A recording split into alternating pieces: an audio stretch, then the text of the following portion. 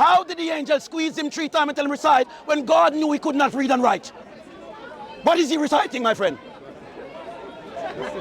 I'm trying to figure it out. The angel Gabriel met every prophet, and the first thing that Gabriel said, peace. Peace be upon you. Was always bringing peace.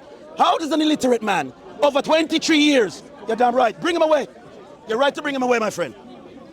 School, but you need to tell me reality, my friend. Answer the question, my friend. I don't understand these people.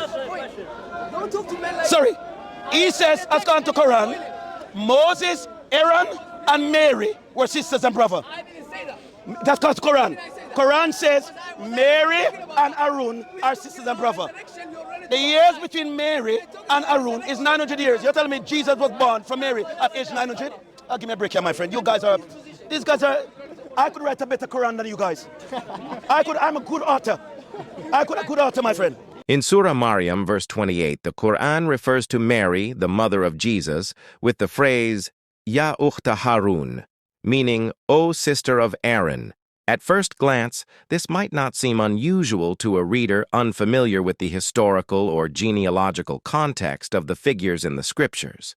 However, to anyone with even a basic understanding of Jewish history and the biblical prophets, this is a serious and glaring error. The Aaron mentioned here is no ordinary person.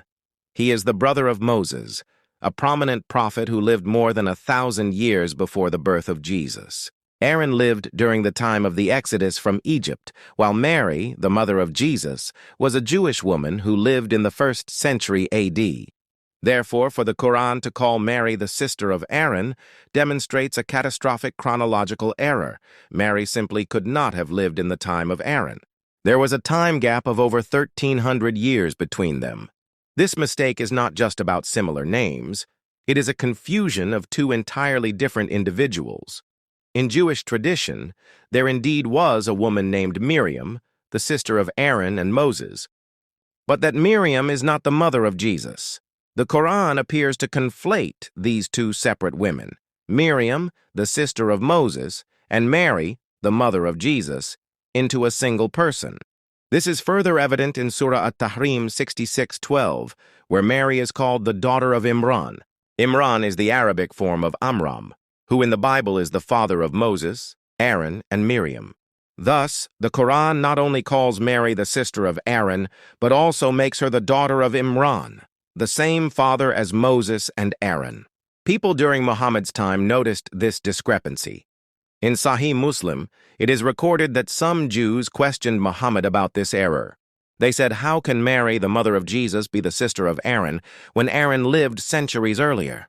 Muhammad responded by saying that people used to name their children after righteous individuals of the past.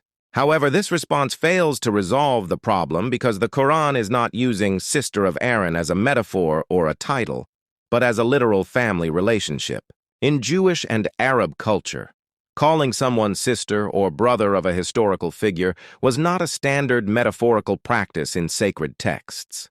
This is not about metaphor or popular names.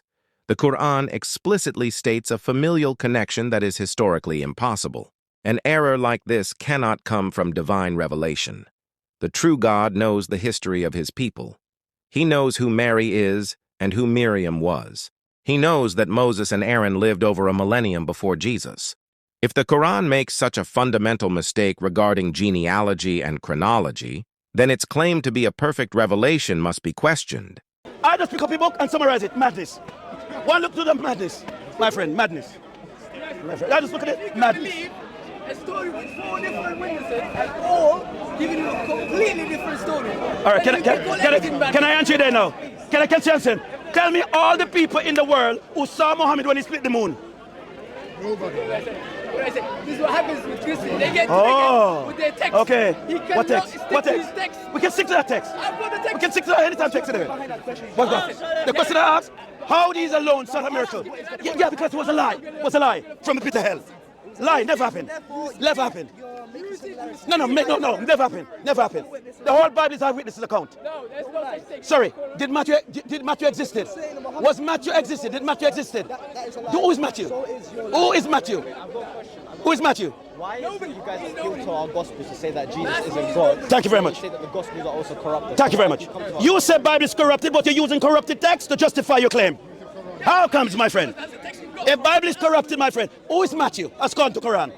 Sorry, hear this out. Who is Matthew according to Quran? Who is Matthew according to Quran? Who are the companions of Jesus according to Quran? Next one is... They'll never case it. Next one is... Yeah, you guys are a joke. You guys are a joke, my friend. Hey, bother with him, man. Bother with him. Come again? Listen to me. Listen to me. They look for Christians who are scripted. That's what the Dawah team do, and walk around with people.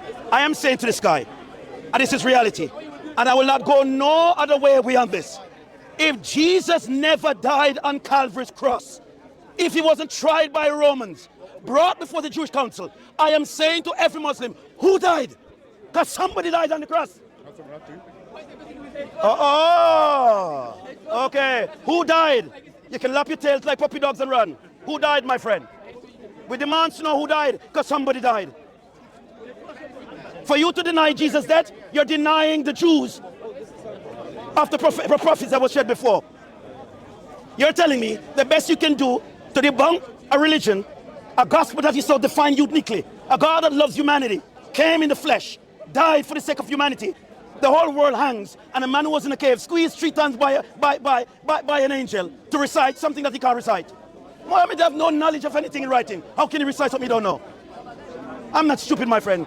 Get real, people. Christ is coming. Jesus is the only man and God. Jesus is the only human being that was never been touched by Shaitan. He's the only human being that has the power to kill the Dajjal. Who is Jesus then? He is Lord. He is God. My friend, bring your challenge and your claim. Don't use the Bible to debunk the Bible. Use the Quran to debunk the Bible, my friend. In Islamic theology, Jesus, known as Isa al-Masih, is believed not to have died on the cross. Surah An-Nisa 4:157 explicitly states that they did not kill him, nor did they crucify him, but it was only made to appear so. This single phrase has become the core of the Muslim denial of the crucifixion. But beneath that claim lies an unanswered and deeply problematic question. If Jesus was not crucified, then who was? The Quran provides no name, no explanation of the substitution, no details about the reaction of the eyewitnesses. No historical evidence, just one vague sentence, but it was made to appear so to them. As a result, this doctrine leaves a gaping hole in the salvation narrative. Who was crucified in his place? How could all of Jesus' disciples, his own mother, his enemies, and even secular historians like Tacitus and Josephus all be mistaken about the identity of the man who hung on that cross? If God truly replaced Jesus with someone else and allowed the entire world to believe it for 6 centuries, only to clarify it later through the Quran without providing any historical verification, then we are left with a deity who deceives rather than reveals. That is not the nature of a holy, truthful, and trustworthy God. What's even more startling is that the idea of Jesus not being crucified was not new. It was not a fresh revelation unique to Muhammad. That concept had already been taught by Gnostic sects in the 2nd century AD, around 5 centuries before the emergence of Islam. The Basilidians, a Gnostic group in the 2nd century, spread the teaching that Jesus did not die on the cross. According to them, it was Simon of Cyrene, who helped carry Jesus' cross, who was actually crucified. Jesus, being divine, was far too pure to suffer physical death, because in Gnostic theology, the physical body is evil, and the divine cannot suffer. These Gnostic ideas spread throughout the Middle East, including into the Arabian Peninsula, through trade routes and religious discourse. It is in this context that Muhammad likely encountered alternative stories about Jesus passed down orally by communities influenced by heretical and non-canonical Christian beliefs. But instead of rejecting these ideas, as the apostles had done, Muhammad embraced them and eventually recorded them in the Quran. That's why we now see this Gnostic doctrine embedded in Islamic scripture, despite its rejection by the early church and lack of historical grounding. Denying the crucifixion of Jesus not only contradicts recorded history, but also destroys the fulfillment of numerous Old Testament prophecies. Psalm 22 says, They pierced my hands and my feet. Isaiah 53 declares, He was wounded for our transgressions. Zechariah prophesies, They will look on me, the one they have pierced. These were not vague predictions. They were precise prophecies fulfilled on the cross through the person of Jesus Christ. If the crucifixion never happened, then the prophets failed, and God becomes a God who breaks his promises.